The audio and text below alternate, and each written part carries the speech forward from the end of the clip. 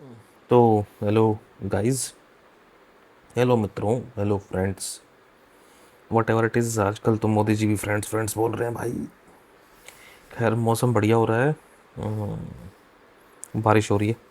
खैर, हाँ, तो मैं क्या कह रहा था कि हम लोग अब तक सेकंड चैप्टर कर चुके हैं। ये वाला सेकंड चैप्टर का फर्स्ट टॉपिक कर चुके हैं। ये मॉडर्न हिस्टोरियंस चल रहा था अपना।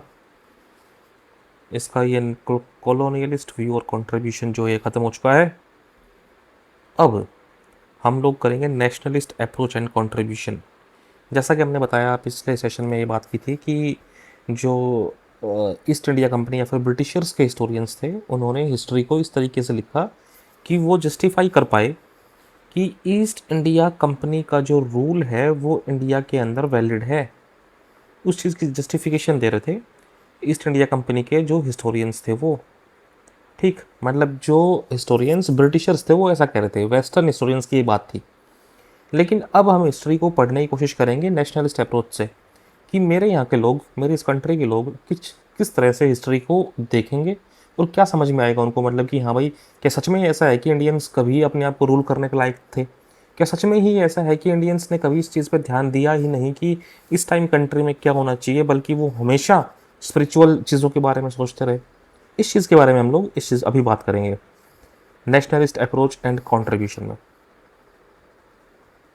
ठीक, क्या सच में हम लोग डेस्पोटिज्म के आदी थे? क्या सच में ऐसा था कि हम लोगों को पता ही नहीं था कि हम रूल कैसे करें? तो ये सारे के सारे मिथ अभी बस्ट करेंगे नेशनलिस्ट अप्रोच और कंट्रीब्यूशन में। लाइन बाय लाइन चालू करते हैं। अभी किसी के दिमाग में ये आ रहा होगा कि यार ये इतना गंदा पीडीएफ कैसे है। ये बेसिकली मेरी खुद के जो बुक है उसका फ़ोटो खींच के मैंने बनाया हुआ है। पहली बात तो क्योंकि ये ऑनलाइन मेरे को नहीं मिला भाई। मैंने सब हर जगह सर्च किया, मेरे को नहीं मिला। जो ऑनलाइन जो आर एस शर्मा सर वाली बुक है उसके अंदर वो पुराना एडिशन अवेलेबल है जिसके अंदर ये चैप्टर्स नहीं है। ठीक, तो चलिए शुरू करते हैं। अभी जो मैंने बताया कि जो वेस्टर्न हिस्टोरियंस थे ये ऐसी ऐसी बातें कह रहे थे इंडियंस के बारे में कि भाई हमको तो रूल करने का पता ही नहीं है। अब उनकी हिस्ट्री वाली बुक हमारे हिस्टोरियन, हमारे यहाँ के स्कॉलर्स पढ़ेंगे, इंडियन स्कॉलर्स पढ़ेंगे, और उनको लगेगा कि यार इतना बुरा कंडीशन कैसे है। क्यों? देखो, ये जो चीज़ चल रही थी, all this, it became a challenge to Indian scholars. और वो इंडियन स्कॉलर जिन्होंने वेस्टर्न एजुकेशन रिसीव की। क्यों? क्योंकि वेस्टर्न एजुकेशन में ही तो ये सारी की सारी हिस्ट्री की बातें हो रही हैं। वेस्टर्न वेस्टर्न लोगों ने ही पहले हमारी हिस्ट्री लिखी। और उन लोगों को they were irked by the colonist distortion of their past history, and at the same time distressed by the contrast between decaying feudal society of India and progressive capital society of England। India के अंदर तो feudal society थी जो decay कर रही थी। What is feudalism? जब हम मिडाइवल इंडिया पढ़ेंगे तो उसके अंदर क्या होता है कि एक किंग है और उसके नीचे फ्यूडल लॉर्ड्स होते हैं। क्या होते हैं? फ्यूडल लॉर्ड्स होते हैं। और ये फ्यूडल लॉर्ड क्या करते हैं, इनके अधीन कुछ ज़मीनें होती हैं। मतलब ये किंग जो है इन फ्यूडल लॉर्ड्स को दे देता है लैंड ग्रांट्स। लैंड ग्रांट्स कि जाओ भाई, ये ज़मीनें हमने तुमको दे दी। अब तुम फ्यूडल लॉर्ड्स जो है वो इन ज़मीनों से टैक्स कलेक्ट करेंगे। इन ज़मीनों पे जो भी चीज़ पैदा होगी उसका, उसमें से अपना हिस्सा लेंगे। तो this was the feudal society kind of. और इंडिया में ये सोसाइटी धीरे धीरे डिके कर रही थी क्योंकि ब्रिटिशर्स आ गए थे। ठीक है, ब्रिटिशर्स ने आके नया सिस्टम चला दिया था। वो आगे चल के पढ़ेंगे, जिसके अंदर हम लोग परमानेंट सेटलमेंट सिस्टम पढ़ेंगे, ज़मींदारी सिस्टम जो है, रैयतवारी सेटलमेंट, महलवारी सेटलमेंट, ये सब पढ़ेंगे। और हमारे तो ऐसा था कि हमारी जो फ्यूडल सोसाइटी थी वो डिकेइंग फ्यूडल सोसाइटी थी। और लेकिन अंग्रेज़ों की सोसाइटी जो थी वो कैपिटलिस्ट सोसाइटी थी। वहाँ पे कैपिटलिस्ट सोसाइटी का जो है वो बोलबाला था। तो इंडियंस वर लाइक कि यार सही बात है, हमारी जो हिस्ट्री है वो तो ख़राब बता रहे हैं ये लोग, साथ साथ में हमारी सोसाइटी भी ख़राब है। तो उनको थोड़ा सा ऐसे कॉन्फिडेंस लो हो गया। लेकिन ए बैंड ऑफ स्कॉलर्स, कुछ स्कॉलर्स ने क्या किया, अपने खुद के ऊपर ये जिम्मा ले लिया कि अब वो इंडियन सोसाइटी को रिफॉर्म करेंगे, साथ साथ में वो रिकंस्ट्रक्ट करेंगे एंशियंट इंडियन हिस्ट्री को कुछ इस तरीके से कि हाँ भाई हम सोशल रिफॉर्म्स कर सकें और हम यहाँ पे सेल्फ गवर्नमेंट लेके आ सकें। और ये सब करने में, इन डूइंग सो, ज़्यादातर historians were guided by idea of Hindu revivalism. देखो जाहिर सी बात है, जिस कंट्री के अंदर ज़्यादातर लोग हिंदुज़म को फॉलो कर रहे हैं तो वो क्या चाहेंगे कि हाँ भाई पुराने टाइम पे जो हिंदुज़म के अंदर चीज़ें हुआ करती वो अभी ख़राब हो चुकी हैं। उस टाइम के, इस टाइम के पीरियड में, कब 1800s के अंदर वो डिके कर चुकी हैं, तो उनको ठीक करेंगे, पुराने वाली चीज़ें लेके आएंगे जो वैदिक काल के अंदर। तो ज़्यादातर हिस्टोरियंस ऐसा करने की कोशिश करेंगे, ठीक। लेकिन कुछ हिस्टोरियंस ऐसे भी होंगे जो इसमें रैशनलिस्ट अप्रोच लेके आएंगे और ऑब्जेक्टिव अप्रोच लेके आएंगे। इसका मतलब क्या हुआ कि कुछ लोग तो ये कहेंगे कि यार पुराने वाला जो हमारी चीज़ें थी उसको लेके आते हैं, लेकिन कुछ कहेंगे नहीं नहीं नहीं, जो हमारा हिंदू था जिसको तुम रिवाइव करने की कोशिश कर रहे हो उसको एज इट इज़ रिवाइव ना मत करो। क्यों? क्योंकि उसमें कुछ कमियाँ थी, कुछ खामियाँ थी, उसको भी ठीक करेंगे हम लोग। उसके बाद सेकंड कैटेगरी बिलोंग, कौन सी सेकंड कैटेगरी? ये सेकंड कैटेगरी जो रैशनलिस्ट वाले लोग थे, इसके अंदर एक आते हैं भाई साहब राजेंद्र लाल मित्र। राजेंद्र लाल मित्रा ने कुछ वैदिक टेक्स्ट, हु पब्लिश्ड सम वैदिक text and wrote a book, एक किताब लिखी जिसका नाम था इंडो आर्यंस। अब ये जो अपने पास मित्रा भाई साहब हैं, he was a lover of ancient heritage. उन्होंने रैशनल व्यू अडॉप्ट किया एंशियंट सोसाइटी को बताने के लिए, took a rational view of ancient society. और ये कहा कि पुराने ज़माने में लोग तो यार बीफ भी खाया करते, कोई जैसे ज़्यादा तुम सोचने वाली बात मत सोचो, ऐसे मत सोचो कि पुराना जो इंडिया था वो कतई रूढ़िवादी या ऑर्थोडॉक्स इंडिया था, मतलब कि वही लगातार इस चीज़ के अंदर ही इन्वॉल्व है कि हमको तो बस मोक्ष की प्राप्ति करनी है। और कुछ लोग ऐसे भी थे जिन्होंने कहा कि caste system was not basically different from the class system based on division of labor found in Europe। देखो इंडिया के अंदर कास्ट सिस्टम है और यूरोप के अंदर क्या है? यूरोप के अंदर there was division of class, there was class system. अब हम लोग ऐसा कहते हैं कि जो अपना जो ये चार वर्ण हैं, ब्राह्मण, क्षत्रिय, शूद्र और वैश्य, ये शुरू में जब हम ऋग्वेदिक टाइम में देखते हैं तो दीज वर नॉन हेरिडिटरी। जिस आदमी को जो करना हुआ करता वो किया करता। अगर कोई आदमी ब्राह्मण है तो मतलब अगर कोई आदमी लड़ाई कर रहा है तो उसका वर्ण होगा क्षत्रिय। मतलब ये कहना चाह रहा हूँ कि this was not by birth, जन्म से कोई आदमी ब्राह्मण, क्षत्रिय या फिर शूद्र या फिर वैश्य पैदा नहीं होता। It was in the Rigvedic period, समझ रहे हो? तो it was like a labour, division of labour found in pre industrial and ancient society of Europe. ये हो गया किसके बारे में अपन ने बात कर ली? राजेंद्र लाल मित्रा भाई साहब के बारे में बात की। इन्होंने कहा कि हाँ भाई इंडियन सोसाइटी को इन्होंने रैशनलिस्ट व्यू से देखा और ऐसा भी कहा गया, कुछ लोगों ने प्रूव करने की कोशिश की, इंडिया की कास्ट सिस्टम जो है it was not different from the class system of the Europe. अब हम लोग आते हैं महाराष्ट्र में। कहाँ आ गए हम लोग? हम लोग आ गए महाराष्ट्र में। महाराष्ट्र में एक भाई साहब है, एक है रामकृष्ण गोपाल भंडारकर। इनको अभी मैं बोलूँगा आरजी भंडारकर। उसके बाद अपने पास हैं विश्वनाथ काशीनाथ रजवाड़े। इन दोनों ने क्या किया इसके बारे में हम लोग अभी देख लेते हैं। ये दे इमर्ज्ड एज स्कॉलर्स, या फिर दो ग्रेट स्कॉलर्स जिन्होंने रिकंस्ट्रक्ट की social and political history of the country. अब रिकंस्ट्रक्ट कैसे कर रहे हैं? ये जगह जगह जा रहे हैं, अलग अलग जगह से कुछ मैन्युस्क्रिप्ट्स लेके आ रहे हैं, कुछ कोई पुरानी पुस्तिका मिल गई, कोई पुराना ऐसे व्हाट इज मैन्युस्क्रिप्ट कि यहाँ भाई किसी ने हाथ से लिखी हुई कुछ बहुत पुराने टाइम की ऋग्वेदा की कॉपी है या फिर किसी और उपनिषद की कॉपी है, तो वो लेके आएंगे उसको, उन सोर्सेज से हिस्ट्री को रिकंस्ट्रक्ट करने की कोशिश करेंगे। RG Bhandarkar reconstructed the political history of Satavahanas. अब सातवाहना एक डायनेस्टी है जिसको हम लोग पढ़ेंगे इसी किताब के लास्ट में।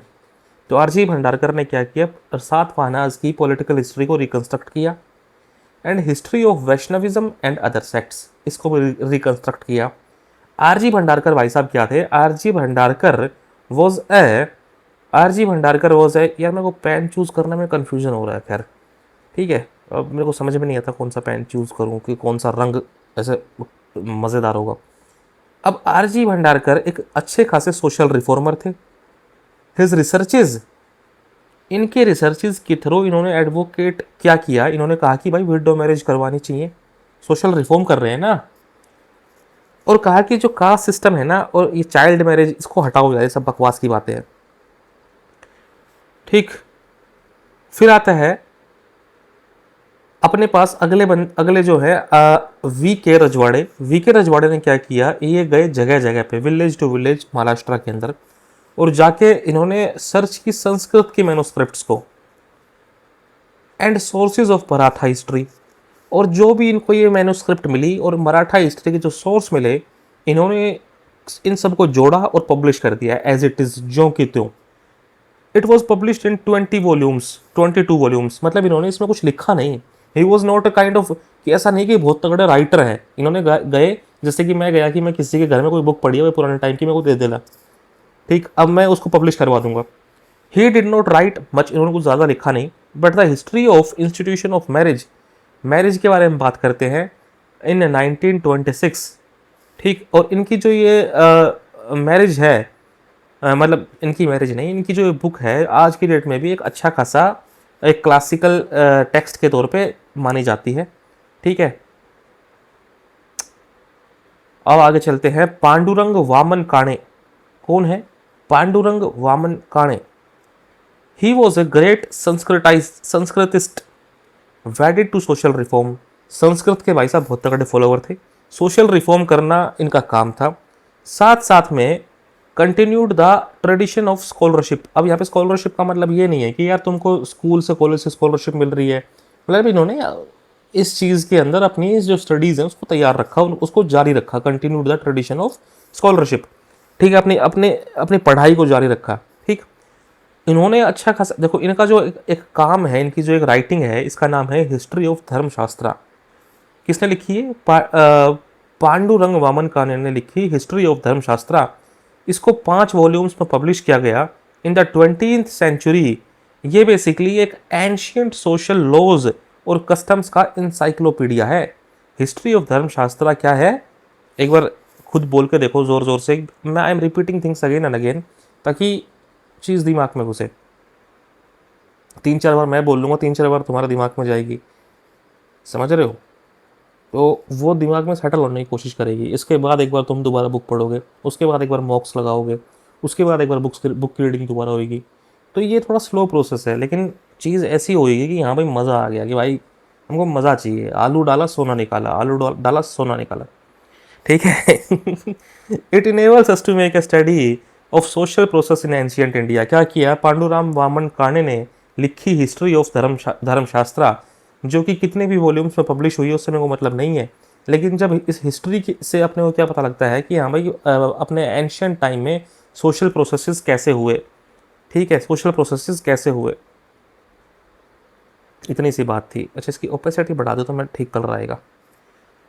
अब मैं इंडियन स्कॉलर्स ने क्या किया, उन्होंने हमारी पॉलिटी पढ़ी, हमारी पॉलिटिकल हिस्ट्री पढ़ी।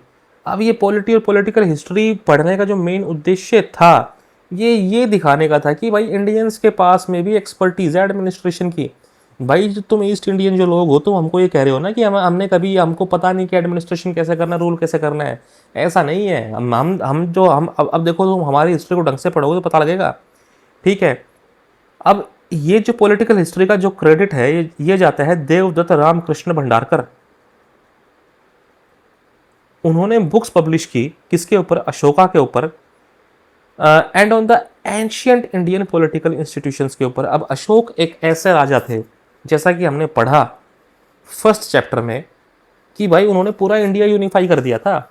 उनके इंडिया में जगह जगह उन्होंने पिलर्स गाड़ दिए थे, उन पिलर्स के ऊपर उन्होंने प्राकृत लैंग्वेज लिख दी थी। इसकी बात की है हमने पिछले चैप्टर में। तो अब ये देवदत्त जो भाई साहब हैं, देवदत्त रामकृष्ण भंडारकर, जब इसको स्टडी करेंगे अशोक को, तो समझ में आएगा कि यार क्या मस्त एडमिनिस्ट्रेशन था इस बंदे का। इतनी बड़ी कंट्री को यूनिफाई कर रखा है एक एम्पायर के अंडर, तो इसका मतलब he was expert in that administration. तो ये प्रूव कर रहा है कि भाई ईस्ट इंडियन कंपनी, सुनो मेरी बात, अरे वेस्टर्न थिंकर्स सुनो मेरी बात, हम लोग ऐसे नल्ले नहीं है कि तुम लोगों ने कह दिया कि भाई हमको तो एडमिनिस्ट्रेशन नहीं आता। उसके बाद आते हैं हेमचंद्र राय चौधरी। हेमचंद्र राय चौधरी ने रिकंस्ट्रक्ट की history of ancient India from the Mahabharata के टाइम से। महाभारत के टाइम से लेके इन्होंने हिस्ट्री को रिकंस्ट्रक्ट किया, मतलब 10th सेंचुरी बीसी से लेके to the end of Gupta empire, 10वीं सेंचुरी बीसी से लेके गुप्ता एम्पायर के एंड तक इन्होंने हिस्ट्री को रिकंस्ट्रक्ट किया। ठीक है, he was a teacher of European history. अब वो यूरोपियन हिस्ट्री के टीचर थे, तो उन्होंने जो मेथड यूरोपियन हिस्ट्री में यूज किए गए हैं वो यहाँ पे यूज किए, जैसे comparative insights in the writing in this book, मतलब कि भाई एक चीज से दूसरी चीज को कंपेयर करके अपनी बुक में लिखा उसने कि हाँ भाई हम एक एनालिसिस कर पा रहे हैं। ऑल्दो इन्होंने जो प्रॉब्लम थी, he did not discuss the problem of periodization. His history of ancient India stopped with the 6th century AD. क्या कहना चाह रहा है कि देखो हम हिस्ट्री को अलग अलग पीरियड्स में डाल रहे हैं, तो वो जो पीरियडाइजेशन वाली प्रॉब्लम थी वो इन्होंने शॉर्ट आउट नहीं की। उसके बाद जो ये अपने हैं क्या नाम था यार, मैं दिमाग से निकल गया, कुछ दिमाग में और आ गया, हेमचंद्र राय चौधरी, इन्होंने रिकॉग्नाइज किया कि वी.ए. स्मिथ ने भी भाई अपना कंट्रीब्यूशन किया है। जो अपन ने यूरोपियन थिंकर थे उसमें पढ़ा था, यूरोपियन राइटर्स थे, तो वी.ए. स्मिथ ने क्या कंट्रीब्यूट किया है कि उन्होंने अर्ली इंडियन हिस्ट्री को रिकंस्ट्रक्ट किया है। साथ साथ में राय चौधरी भाई साहब ने क्रिटिसाइज किया एंशियंट स्कॉलर्स को, ब्रिटिश स्कॉलर्स को बहुत सी जगह पे। इनकी जो राय चौधरी जो राय चौधरी हैं, इनकी राइटिंग्स मार्क्ड बाय स्कॉलरशिप, अच्छी खासी बढ़िया उनकी राइटिंग्स हैं। ठीक है, लेकिन इसके अंदर there is streak of Brahmanism, थोड़ा सा ब्राह्मणिज्म की तरफ टिल्ट है। मैंने कहा था ना कि हाँ भाई कोई राइटर अगर वेस्टर्न होगा तो वेस्टर्न के साइड टिल्ट होगा, कोई राइटर अगर ब्राह्मण होगा या फिर मतलब ब्राह्मणिज्म में बिलीव करता होगा तो थोड़ा सा ब्राह्मणिज्म के बारे में बात करेगा। ठीक, अब ये क्या कर रहे हैं, अशोका की पॉलिसी ऑफ पीस को क्रिटिसाइज कर रहे हैं साथ साथ में। फिर आता है कि element of Hindu revivalism, Hindu revivalism का एलिमेंट अपीयर होता है राय चौधरी की राइटिंग्स के अंदर, in the writings of RC. Majumdar. थोड़ा कहाँ हो गया, अच्छा ये नेक्स्ट बंदे आ गए, sorry, this is the next guy. Element, एक सेकंड रुको, हिंदू रिवाइवलिज्म की बात करते हैं आर.सी. मजूमदार, जो कि एक बहुत ज़बरदस्त राइटर थे। He was editor of history and culture of Indian people. अब अलग अलग लोग हैं, जब तुम एग्जाम में लिखने की कोशिश करोगे तो तुम बताओगे कि भाई साहब अपने पास वी.ए. स्मिथ जो हैं, ही वॉज यूरोपियन राइटर। ठीक है, उसके बाद अपने पास जो ये हैं राय चौधरी, ये बात करते हैं he is tilted toward the Brahmanism. लेकिन आर.सी. मजूमदार आते हैं तो किसके बारे में बात करेंगे, वो थोड़े से बात करेंगे हिंदू रिवाइवलिज्म के बारे में। ठीक, ज़्यादातर writer on early Indian history, इन्होंने ज़्यादा अटेंशन नहीं दिया साउथ इंडिया के ऊपर।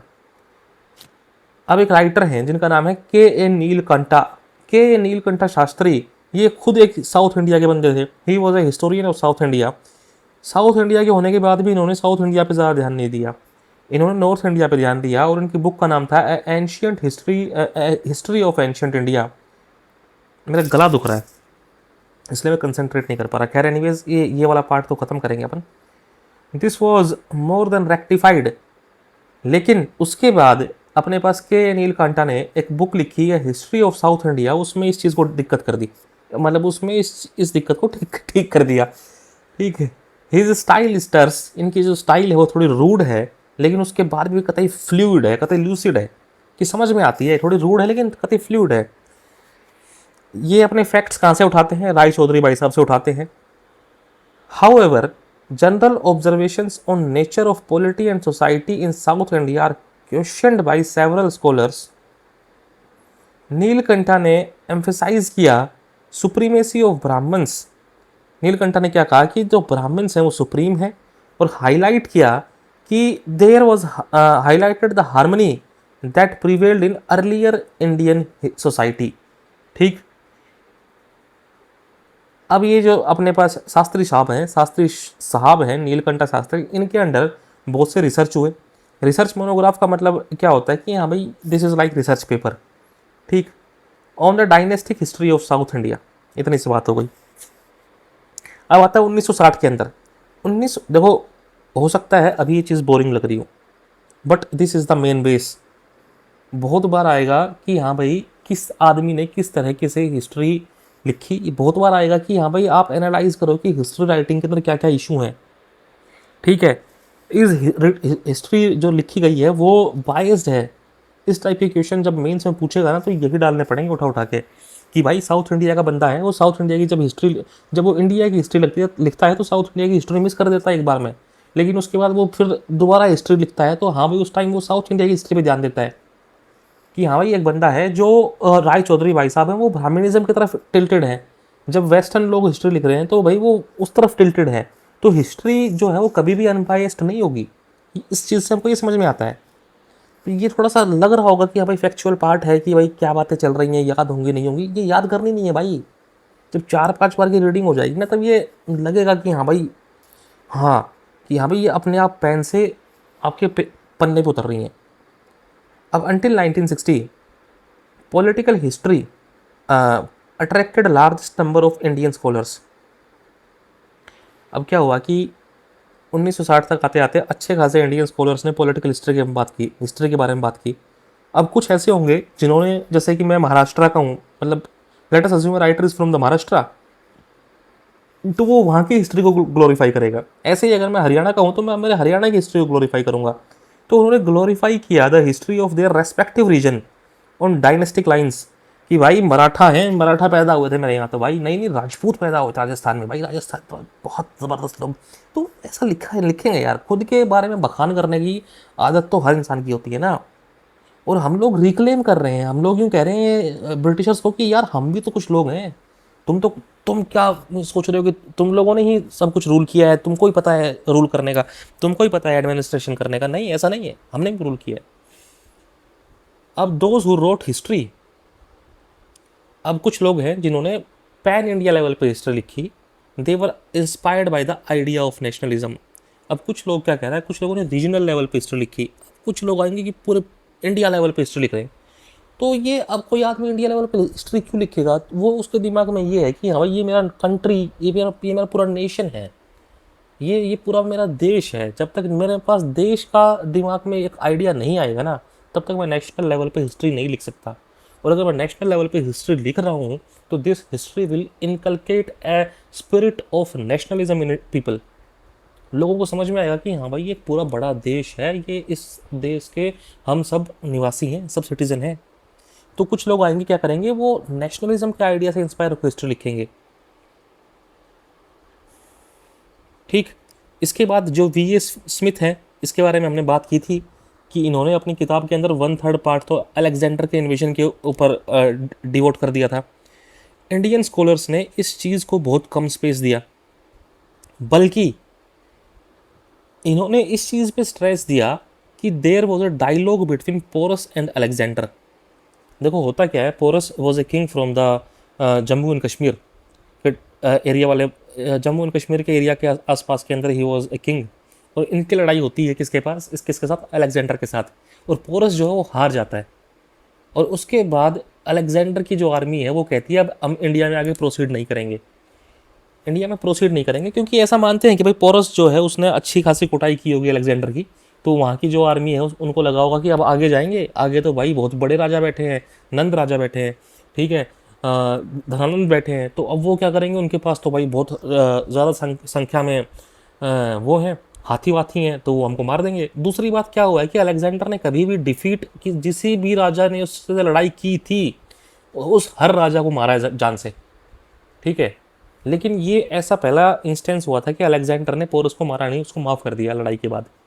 तो जो हमारे वाले लोग हैं, हमारे जो हिस्टोरियंस हैं, वो क्या करें, they give importance to the dialogue of Porus with Alexander, ठीक है। उसके बाद जब अलेक्जेंडर चला गया तो अलेक्जेंडर ने जो अपना नॉर्थ वेस्टर्न पार्ट वाला जो इंडियन सब कॉन्टिनेंट का पार्ट है उस पर अपने गवर्नर छोड़ दिए, अपने गवर्नर छोड़ दिए। इसके बाद क्या होता है, कौन से पार्ट में, इस वाले पार्ट में अलेक्जेंडर ने यहाँ पे गवर्नर छोड़ दिए। ये क्या है, this is north western part. इतना डिटेल में इसलिए बोल रहा हूँ और इतना कनेक्शन इसलिए बनाने की कोशिश कर रहा हूँ ताकि इस चैप्टर में कुछ समझ में आए। This is just a introductory chapter. इन सब चीज़ों के आगे डिटेल में बात होने वाली है, और जो आदमी पहली बार पढ़ रहा है उसको समझ में नहीं आएगा कि क्या लिख रखा है भाई, ये कहाँ से अचानक से अलेक्जेंडर आ गया, कहाँ से चंद्रगुप्त आ गया। समझ रहे हो, ये नॉर्थ वेस्टर्न पार्ट है। यहाँ पे अलेक्जेंडर आया था, यहाँ पे अलेक्जेंडर आया तो अलेक्जेंडर ने क्या किया, अलेक्जेंडर ने चला गया यहाँ से, इस जगह को कनकर करने के बाद जब इसको कनकर कर लिया तो यहाँ पे अपना गवर्नर अपॉइंट कर दिया। अब गवर्नर यहाँ पे एक इनका गवर्नर था जिसका नाम था सेल्यूकस निकेटर। अब सेल्यूकस निकेटर यहाँ पे है, और यहाँ पे अपने पास जहाँ पे मैं मार्क कर रहा हूँ यहाँ पे चंद्रगुप्त मौर्य है।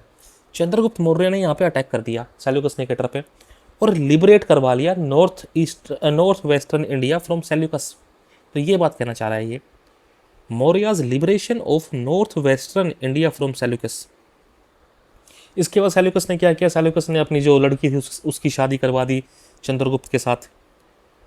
अब कुछ और स्कॉलर हैं जैसे केपी जायसवाल, एएस अल्टेकर, इन्होंने क्या किया, इन्होंने indigenous ruling dynasty in liberating the country, इन्होंने कुछ ज़्यादा ही बोल दिया कि भाई हम लोग जो हैं, देखो क्या हुआ था कि इंडिया के अंदर है ना, इंडिया पहले चैप्टर में हमने क्या पढ़ा, India is a crucible, India is a crucible of various dynasties, कि बाहर के लोग आए और यहाँ पे आके हम में मिल गए, हम में सम्मिलित हो गए, वो यहाँ उन्होंने इंडिया को अपना घर बना लिया। बाहर से हमारे पास कौन आए, हुन्स आए, बाहर से हमारे पास स्कीथियंस आए, ठीक है, बाहर से हमारे पास कुशान्स आए। अब कुछ जो हिस्टोरियंस हैं जैसे केपी जायसवाल, एएस अल्टेकर, इन्होंने कहा कि यार हमारे जो इंडिजीनियस लोग हैं, खुद यहाँ के लोग, इन्होंने इन लोगों के साथ लड़ाई की और इनको कूट दिया। क्या ये कूट दिए, ठीक, तो इन्होंने ज़्यादा ही बोल दिया, ऐसा ऐसा कुछ था नहीं। मतलब यार ये लोग जब बाहर से आके इंडिया में रह रहे हैं तो इन्होंने भी तो इंडिया को अपना ही घर बना लिया ना। They are also living here and these are also, ये जो अपने इंडिजीनियस पीपल हैं वो भी यहीं रह रहे हैं, और जो ये बाहर के लोग आके ये भी यहीं रह रहे हैं। तो मतलब तो ज़्यादा बोल दिया, वही तो मैं कह रहा हूँ तुमको। तो ये कह रहा है कि इन्होंने ओवर प्ले कर दिया कि हाँ भाई इंडिजीनियस रूलर्स की डायनेस्टीज़ ने लिबरेट किया इंडिया को फ्रॉम द शकाज एंड कुशानाज, ठीक। और इन्होंने ये रियलाइज़ नहीं किया कि जो लोग इंडिया के अंदर अभी हैं, जो जिनको ये इंडिजीनियस बता रहे हैं, ये भी तो बेसिकली सेंट्रल एशिया से आए थे। कौन सेंट्रल एशिया से आया था, हम तुम सब लोग सेंट्रल एशिया से आए हुए लोग हैं, हम सब आर्यंस जो हैं, हम जो भी वैदिक लोग सब सेंट्रल एशिया से आए थे। और उनके बाद धीरे धीरे और फॉरनर्स आए और फॉरनर्स आए, तो सब तो बाहर से आ रहे हैं यार, और सब क्या बन गए, part and parcel of India's life. And इन्होंने ऐसा नहीं किया कि यहाँ के रिसोर्सेज को, and did not exploit it resources for their original homeland. मतलब ऐसा क्यों बोला, क्योंकि जो ईस्ट इंडियन कंपनी आती है यहाँ पे, उन्होंने इंडिया के रिसोर्सेज को एक्सप्लॉइट करके ले गए यूनाइटेड किंगडम। तो हमारे रिसोर्सेज को एक्सप्लॉइट करके वहाँ लेके जा रहे हैं वो, लेकिन जो और लोग आए थे वो उन्होंने तो यहीं पर रहना चालू कर दिया था इंडिया में। This is what I trying to say. लेकिन greatest merit of KP Jayaswal ने क्या किया, इन्होंने एक्सप्लोड कर दिया द मिथ ऑफ डेस्पोटिज्म। 1910 से 1912 के अंदर उन्होंने बहुत से आर्टिकल्स लिखे और उसमें यह शो किया कि इंडिया में एंशियंट टाइम में रिपब्लिक्स एग्जिस्ट किया करते। अब भाई रिपब्लिक्स कैसे एग्जिस्ट किया करते, जो हिमालयन पार्ट है हमारा, जो उसके फुट हिल्स में बहुत सारे रिपब्लिक्स थे। अब अगर आप लोगों ने पॉलिटी पढ़ ली होगी तो I know you know what is Republic, मुझे पता है कि आप लोगों को पता है कि रिपब्लिक क्या होता है, लेकिन फिर भी बता दूं, रिपब्लिक रिपब्लिक रिपब्लिक का मतलब ये है कि head of country is elected. जो कंट्री का हेड है ना वो इलेक्टेड होना चाहिए, इट इज़ रिपब्लिक। इसके अपोजिट होता है मोनार्की, मतलब head of the country is hereditary. समझ में आ रही बात, head of country is hereditary, ठीक। Example Britain, example India. हमारा हेड ऑफ कंट्री कौन है, हमारा head of country is president, prime minister नहीं है, prime minister is the head of the government, head of the country is president. और ये भाई साहब क्या है, इलेक्टेड है। इलेक्टेड कौन इलेक्ट कर रहा है? पार्लियामेंट कर रही है। जब आप लोग लक्ष्मीकांत पढ़ोगे तो उसमें पूरा प्रोसेस दे रखा है कि एक इलेक्टोरल कॉलेज होता है, वो इलेक्ट करता है, उसमें पार्लियामेंट होता है, उसमें स्टेट असेंबलीज होती हैं, ये सब होता है। तो हमारे पास भाई पहले भी रिपब्लिक्स हुआ करते, ठीक है, इनको हिंदी में बोलते हैं गणसंघ। एंशंट इंडियाज़ के अंदर एग्जिस्ट कर रहे थे। इसका मतलब हमको पता था कि सेल्फ गवर्नमेंट क्या होती है। भाई ऐसा नहीं है कि अंग्रेज़ों ईस्ट इंडिया कंपनी वालों हमको ज़्यादा सिखाओ मत, ठीक है। और इनकी जो फाइंडिंग्स है केपी जायसवाल की, ये अल्टीमेटली अपीयर होती है हिंदू पॉलिटी इन 1924, ठीक। जायसवाल के ऊपर इस चीज़ का आरोप भी लगाया जाता है कि इन्होंने मॉडर्न नेशनलिस्ट आइडियाज़ को एंशियंट इंस्टीट्यूशंस में प्रोजेक्ट कर दिया, ठीक। And the nature of Republic government presented by him is attacked by many writers including UN Ghoshal, ठीक है। His basic thesis regarding the practice of Republican experiment is widely accepted and his pioneer work, किसका pioneer work? KP Jaiswal का जो pioneer work है Hindu polity, इसका अभी 6th addition आ चुका है और इसको अभी क्लासिक मानते हैं कि this is a classic book, ठीक है। इतनी सी बात थी। अब इसके बाद जो नेक्स्ट चीज़ है, this is shift to the non political history. इसको we are going to cover in next session. तब तक के लिए बाय बाय। तब तक के लिए बाय।